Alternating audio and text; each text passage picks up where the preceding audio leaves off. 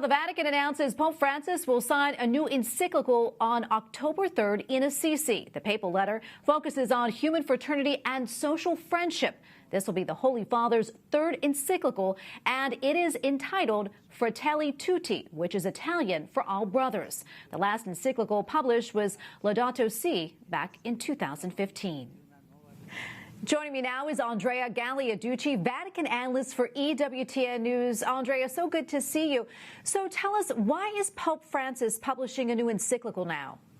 Well, Pope Francis has been reflecting during these months of lockdown about how the world should be designed after the coronavirus crisis.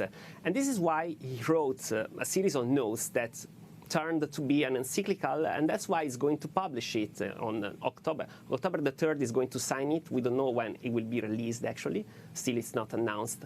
But, you know, all his reflections went into this encyclical that will likely outline the world after the coronavirus.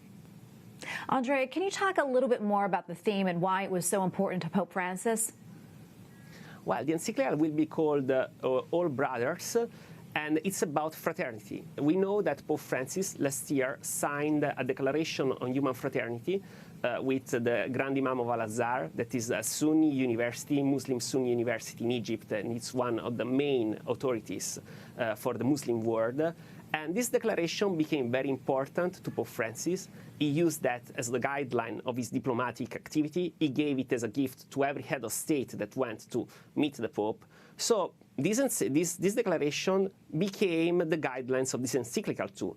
And this is also one of the reasons why Pope Francis is going to Assisi to sign this new encyclical, because St. Francis is the saint of fraternity. And can you talk just a little bit more about why the Holy Father chose Assisi? Well, the Holy Father chose Assisi because, as I said, St. Francis is the saint of fraternity. He's going there on October the 3rd. That is actually the day when St. Francis died. St. Francis died on the evening of October the 3rd, so it's considered the 4th because it's the Vespers. He will celebrate a Mass, and it's important because everything will be, how can I say, like framed into a Franciscan idea, Franciscan word of fraternity. St. Francis was the saint of fraternity. St. Francis was the saint of the relation with nature, with the creation. All of these themes will be into the encyclical, as well as the themes of the economic. And St. Francis also developed a reflection on economics. Pope Francis will be in Assisi again, virtually, not in presence, for a great event that is called the Economy of Francesco in the end of November. And Andrea, lastly, can you remind us once again of the significance of an encyclical?